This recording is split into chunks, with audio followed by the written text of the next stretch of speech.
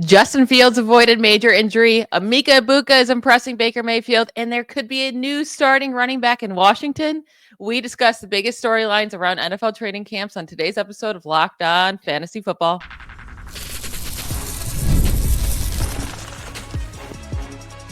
You are Locked On Fantasy, your daily NFL fantasy podcast. Part of the Locked On Podcast Network, your team every day.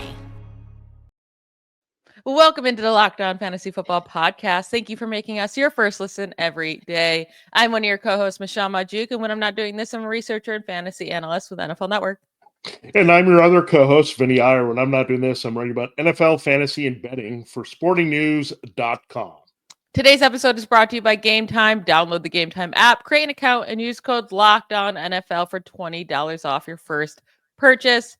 All right, we are now almost a full week through training camp for some of these teams, and there's a lot of news already coming out. Now, some of this news is just smoke, right? It doesn't really mean much, but I do think there's some interesting quotes coming out of camp that could actually be a big impact on fantasy this year. So I want to get to some of those quotes and see what your reaction is to those quotes. But first, let's talk through some of these injury updates that we're getting. So Justin Fields, it was a scary moment yesterday on the field. He gets carted off on Thursday.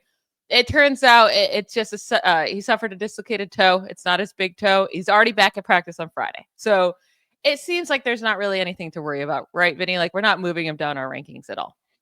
Yeah, there was a bit of panic there when we see the cart come out. It's never good, and he had to be rolled off the field. But the fact that they're practicing again with him, I think that's also important for Justin Fields to be out there to keep those reps going with his new team, new offense, a lot of install going there. Some of that happened, of course, in the other part of the offseason, but new to the team, new to the weapons. He's got to be there. That's key. I mean, so just taking it to the next level, it's one thing that he's not hurt badly, but it's another thing also that he's able to come back and continue so he doesn't lose that momentum for just getting used to his new team. And then this is just telling us, hey, it's business as usual. We're still going to target Justin Fields as a guy in the QB1 range, like QB 9, 10, 11, somewhere there. He's still pretty much solidly in there unless we have some indication that it's going to affect his running ability.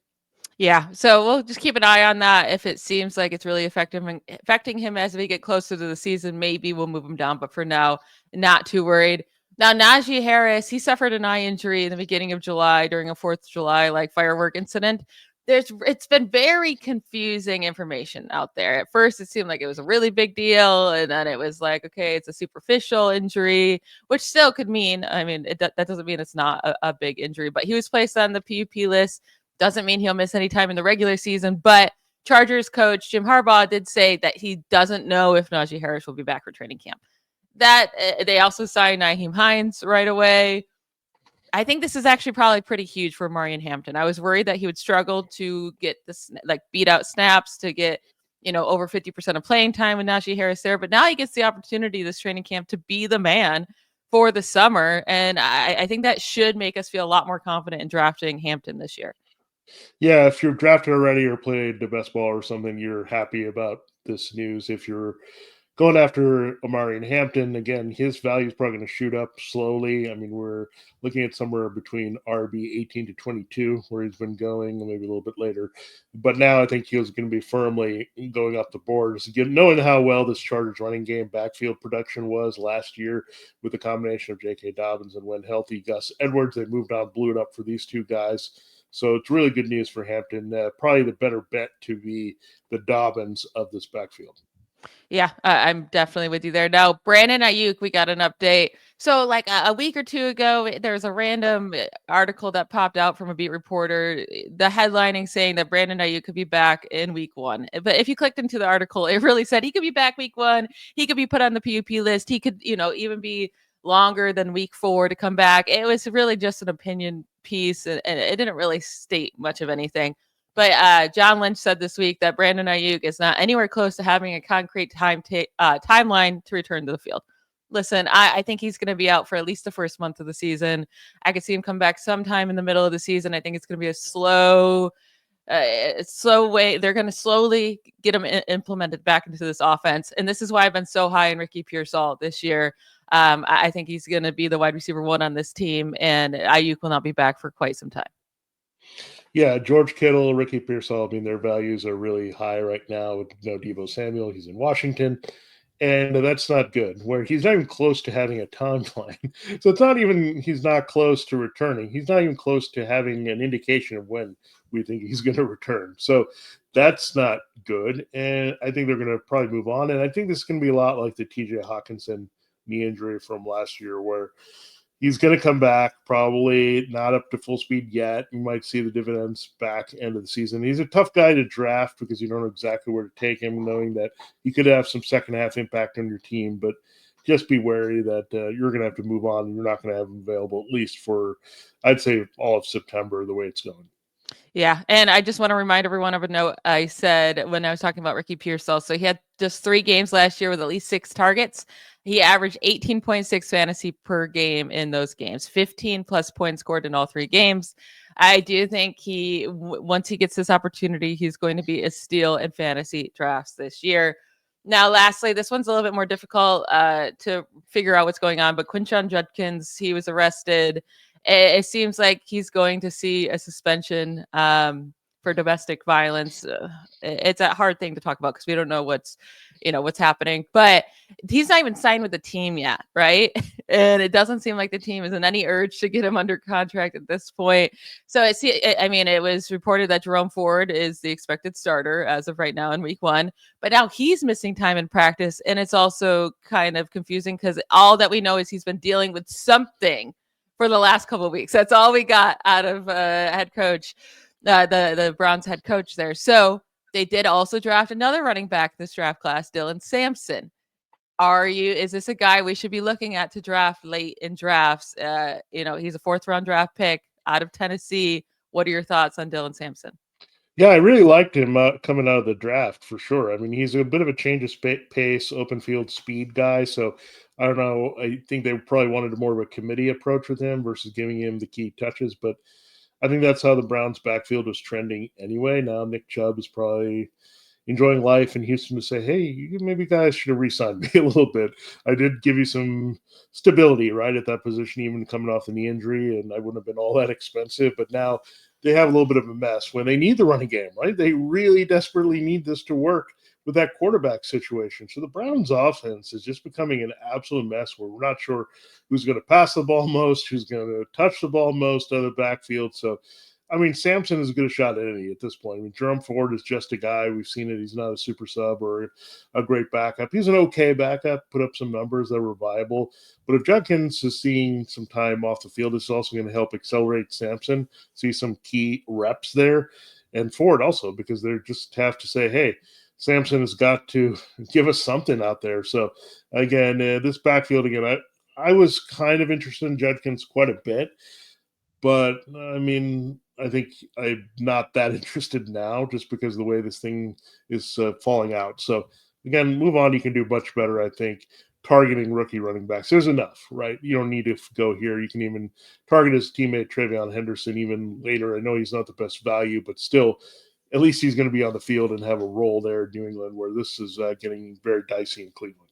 Yeah, I thought Judkins was going to have an amazing opportunity here in Cleveland to just get so much volume, but unfortunately, it looks like off the field might be keeping him. Off-field issues could be keeping him from getting on the field in his rookie season. But you're so right with Jerome Ford. He's just a dude. I mean, I would like to see what Dylan Sampson can do, especially considering like we do expect him to be losing a lot of games, right? So maybe they use Sampson as more of that receiving back, and he is very fast, great bursts, and yeah, he is smaller at 5'8", 200 pounds, but he scored 22 rushing touchdowns last year with Tennessee. That was a single season rushing record for Tennessee. He broke that record. It was stood for 95 years. So pretty impressive. He's scored 36 touchdowns in 35 games played throughout his college career at Tennessee. So excited to see what he could do if he gets the opportunity. We have a lot of quotes coming out of training camp this week, and we're going to discuss if we believe them and we're moving up guys or moving down guys, or if we're just taking it with a grain of salt. We'll get to that right after we hear from one of our sponsors. Have you ever decided at the last minute to head to a ball game with friends or family? Maybe it's game day and you suddenly realize you want to be in the stands. That's exactly where Gametime comes in. It's the easiest way to grab last-minute tickets without the stress. With the money you save on tickets, you can splurge on food, drinks, merch, or even invite a bigger group to come with you. Gametime makes it possible. Gametime makes buying tickets fast and simple. Prices on the app actually drop the closer you get to first pitch. And they've got incredible last-minute deals, clear seat views, and a lowest price guarantee that takes the worry out of buying. Gametime is the official ticketing partner of Locked On MLB, making it easy to browse the app for an exciting upcoming MLB game.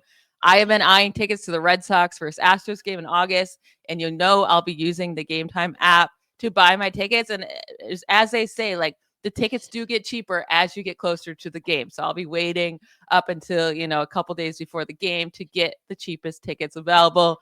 They also give you a panorama view of your seat before you buy, so you know exactly what to expect when you arrive. And the app is just so easy to use. It takes just a matter of seconds to buy tickets. You get to take the guesswork out of buying tickets with Gametime. Download the Gametime app, create an account, and use code LOCKEDONNFL for $20 off your first purchase. Terms do apply. Again, create an account and redeem code LOCKEDONNFL. That's LOCKEDON NFL for $20 off. Download the Gametime app today. Last minute tickets, lowest price guaranteed. All right, Vinny, let's get into some training camp quotes. You let me know if you think it's something that we should believing in or not. So Baker Mayfield out of Buccaneers training camp called Emeka Egbuka the real deal, saying the Buccaneers can plug and play him at any of the 3 receiver spots right now. Should we be drafting Egbuka earlier? Because he's only as a wide receiver 50 right now in drafts. And something interesting that I feel like has went under the radar is that Chris Godwin underwent a second ankle procedure in spring and has not been practicing. So if Godwin has to miss any time, Egbuka is going to get a massive opportunity right out of the gate. Yeah, this I thought would be a tough place for Egbuka to have his impact, but things have kind of fallen into place with him, and maybe the Buccaneers knew a bit about this, right? To use a first-round pick on him, that Chris Godwin's health is iffy. He's getting on the older side. Mike Evans, of course, is on the older side. He keeps producing. We'll see how much time he has left, but these guys tend to miss games, right? Godwin can miss bigger chunks of time. Evans can miss a game here or there or get hamstrung and need a little bit of a break with the snap count or whatever. So they need a little bit more depth, and they like Jalen McMillan, but I'm not sure they liked him as much as we saw. I think they just had to put him in and make some plays last year. So he was definitely effective, but I think they've seen Egbuka as the guy for the future. McMillan may be a depth guy a little bit more. So again, I don't think this affects Mike Evans all that much because he has a very specific role in this team. He's the go-to guy, big play guy for Baker. He's the guy who trusts downfield. He's the guy who trusts in the red zone. But in terms of that get open, quick route running guy that can complement, Godwin was that guy, right? And a little bit of McMillan when we had the injuries last year. So Egbuka is in a really good spot. So we're going to bump him up a little bit. At least I'm going to look at him in the 40s now in even half-point PPR leagues. Again, I think his role could be a lot bigger than we think. And again, teams usually do not just flush away first-round picks, right? Especially teams that are contending and are trying to stay on top of their division and have won the division a few times. So I think I believe Baker Mayfield here quite a bit. And again, Egbuka, why wouldn't we believe this? I mean, Ohio State receivers other than Marvin Harrison have had a big impact right away as rookies. Yeah, I mean, I loved Egbuka coming out of college. I think he's just a polished route runner, a polished wide receiver that can just do everything really well. He's not absolutely elite in any one area, but I think that's okay.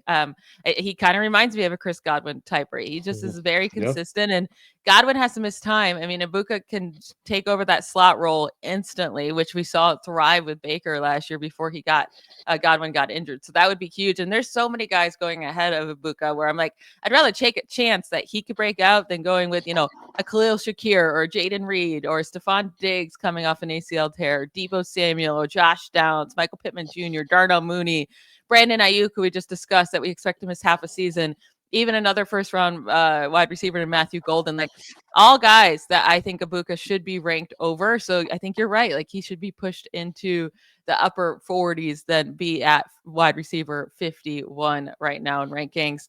Now, another note out of camp, it comes from Lions camp. Jameson Williams said that Lions' new OC, John Morton, is letting him run more routes downfield.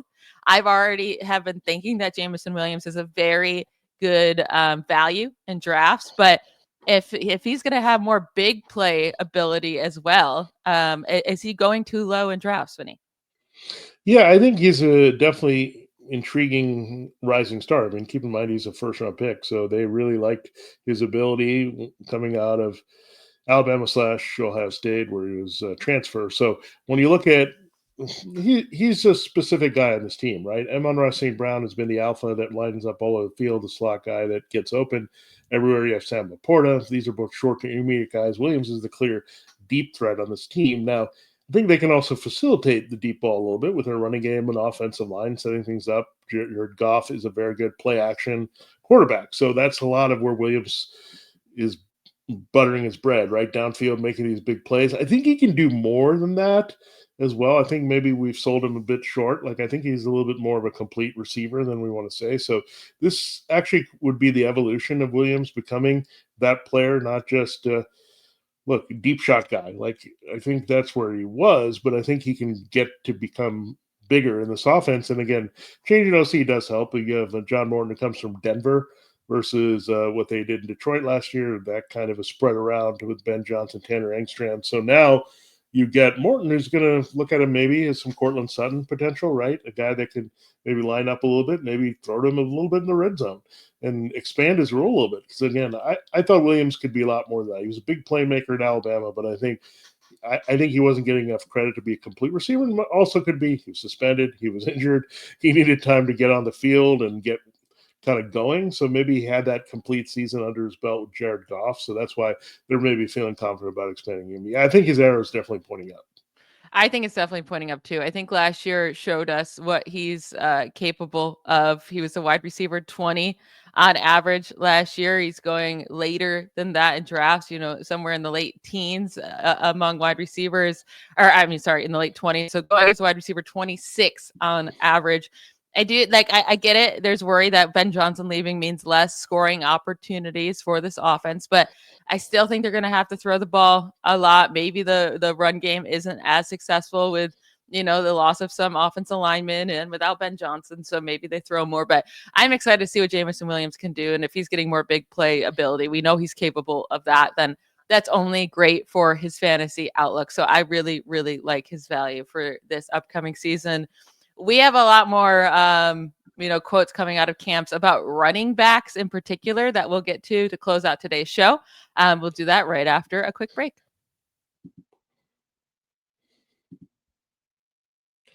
All right, this episode of Locked On Fantasy Football is brought to you and presented by Yahoo Fantasy.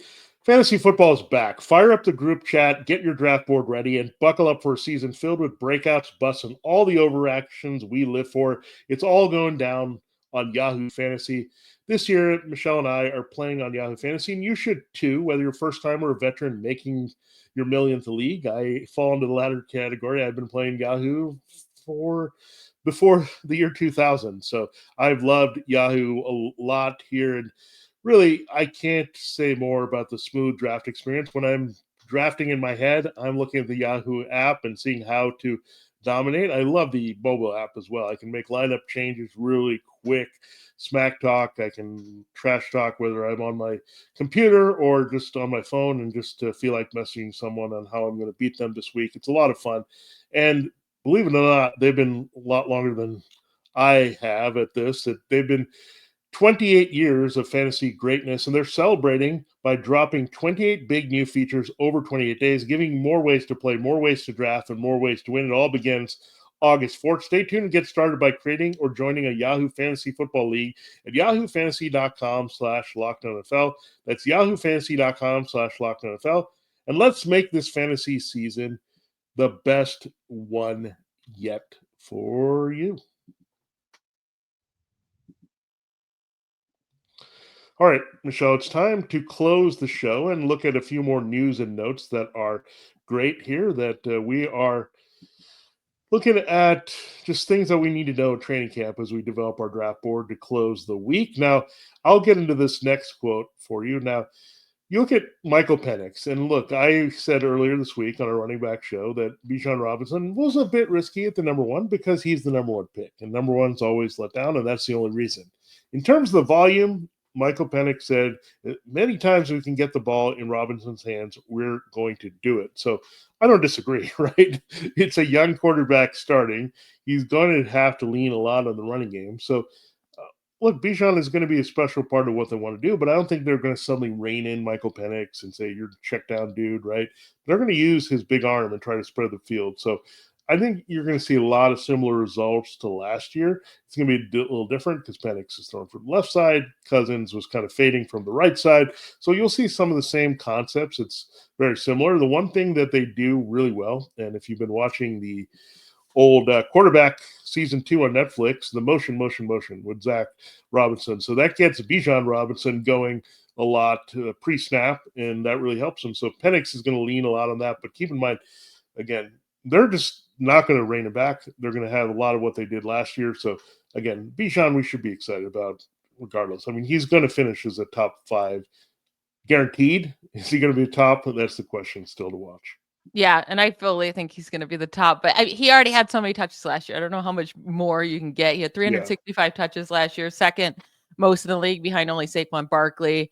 And when you look at week 6 through 18, he had 280 touches. Only Barkley had more during that span, but the next closest one that was ranked 3rd was Jonathan Taylor, and Derrick Henry tied at 243.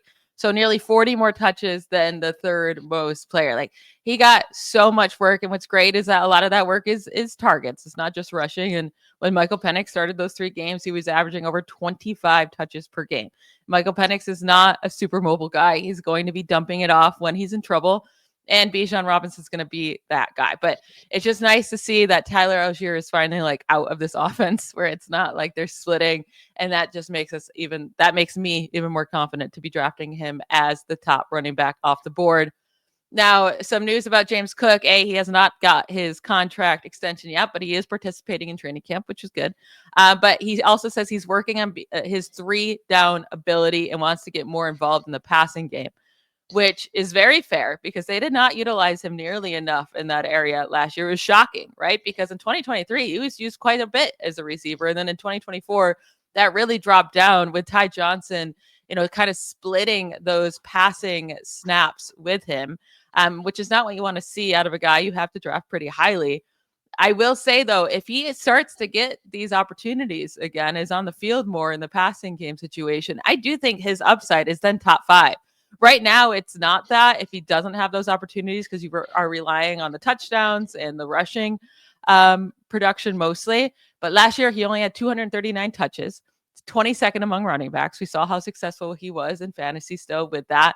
And he was one of just 2 running backs with at least 200 touches last year that averaged over 1 point per touch in half PPR leagues. The other guy was Jahmyr Gibbs. So it's extremely impressive that he averaged that, considering he did not get very many receptions at all. So if those receptions goes up, he could be a great value this year. Yeah, and a quote like this tells me he's maybe had talks with the Bills and says, you know what, do a little bit more as a workhorse, and maybe we'll pay you at that level of all these elite running backs in this league. Because, yeah, you do this well. We've seen flashes of you as a receiver. We've seen flashes of you as a guy that can carry on early downs and finish drives. But now we need to put it all together because those are the guys who get the big bucks when we're on the field and we can do all those things. So maybe that's him just lobbying to say, look, I need to touch the ball more so I can earn my opportunities, and more touches mean more chances to put up those stats that are going to earn the money, right? So it all makes sense. It all adds up here. And James Cook, it is kind of surprising. That's his strength. That's what we all thought about, right? Like his brother Dalvin, we thought, oh, he's a great receiver, and that's what makes him really appealing. So they looked at it. Maybe they didn't want to overwork him. Maybe they didn't totally want him on the field in pass protection situations, and like Ty Johnson there as well. So there are a lot of factors that go into it, but there's no reason that James Cook shouldn't be treated more like as a feature back and get 20-plus touches per game. That's going to be the difference here if he's going to be a game changer from just this guy that we like as a solid borderline RB1 in the top 12 to some guy that we like in the top 8 and higher than that. Yeah, and if he wants to get paid his $15 million per year, I do think he has to prove that he can be a full workhorse back, because if you can't be a guy that they can trust in the receiving game, then it wouldn't make sense to pay him upwards of all that money. But yeah, that'll be interesting to watch. And I have liked James Cook in drafts this year. I think he's a fine value. But yeah, if he can earn those targets, that would be absolutely huge. Now, lastly, here in this one, I mean, it's probably just a puff piece. Like a puff, is that the right word? Yeah, that's the right word. A puff piece. Powder But puff anyways, piece. yeah. So Commanders' 7th round rookie running back, Ja'Cory Krosky-Merritt, is getting a bunch of buzz out of camp. And one of the Commanders beat reporters, Chris Russell, said he would not be surprised if he earned running back 1 snaps at some point in the season. Now, before the draft, we were saying there's an opportunity here for them to, draft a guy in the first 3 rounds or something like that and overtake Brian Robinson Jr. because he's fine, right? Brian Robinson Jr. is a fine talent, but I do think they could definitely upgrade at that position. And Austin Eckler is getting older. Now, some information about Ja'Cory Krosky-Merritt, because I had to look it up too. I didn't really know this guy off the top of my head, but he's already 24 years old. He is, a fine size, but a little bit on the smaller side at 5'10", 206 pounds. Ran a 4.45. That's really solid. Jumped over 41 inches vertical jump, so he's plenty athletic enough. He did play a very long time in the NFL, and last season he only got to play 1 game at Arizona because there was some eligibility issues, so he played 1 game and then had to miss the rest of the year. But his last year that he actually played in college at New Mexico, a really, really great season. Nearly 1,200 rushing yards in 12 games played, 17 rushing touchdowns. He did play his first 4 seasons in college at Alabama State. Mediocre production, really bad average, yards per carry, not much production there. But do you think there's anything to this, Vinny? Can he overtake Brian Robinson Jr., or is it just, a beat reporter trying to hype up a rookie? Well, he's hyping him up, but also hedging his bets right now, right? He would not be surprised if there was RB snaps at some point in the season. So it's like, I wouldn't be surprised. So I'll take credit if he gets snaps. If he doesn't, I wasn't surprised. So this is what happened. So either way, you win with this kind of reporting. So good on this. But I keep my eyes open here. You never know with any of these backfields. Injury opens up opportunity. It's not just backfields, it's receiving cores, quarterback rooms, right? Anything can happen. We've seen it happen in this league. So just keep tabs on all names. Be careful before you overhype someone based on one opinion, right? Gather all the information. Look at actually what's there. Where are they playing in the preseason? Are they seeing a role where, we're just going to dump him and cut him, so we're just going to play him? Or is he seeing the actual reps that are developing?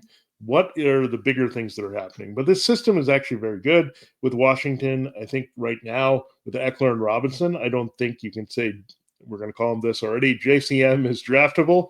But when we go a little bit deeper, right, let's watch some action. Let's see the reps happen a little bit more. But to me, Eckler and Robinson is still a hard duo to climb because they have very specific roles. They've had some experience in this offense, and let's not forget, you have a takeoff running quarterback who can cut into the rushing production and cut down on the checkdowns as well. So just keep all that in mind. But again, interesting. Just don't discount any rookie or anybody that is getting key reps in camp, but also don't overhype them. So it's a fine line you have to walk, but I think the JCN example is going to be one of them we're going to follow all throughout the preseason. Yeah, just a fun storyline to follow along there in the Commanders' backfield. That will be it for today's episode. That's it for our episodes for the week. We'll be back on Monday. So I hope you all have a great weekend. Before I let you go, I want to remind you that the Locked On NFL Top 100 has been released on Locked On Sports today. The NFL Top 100 was voted on by the NFL host of Locked On, and there are some stunners. Don't miss where your favorite players were ranked. Subscribe to Locked On Sports today on YouTube or wherever you get your podcast. We'll talk to you on Monday. Bye, y'all.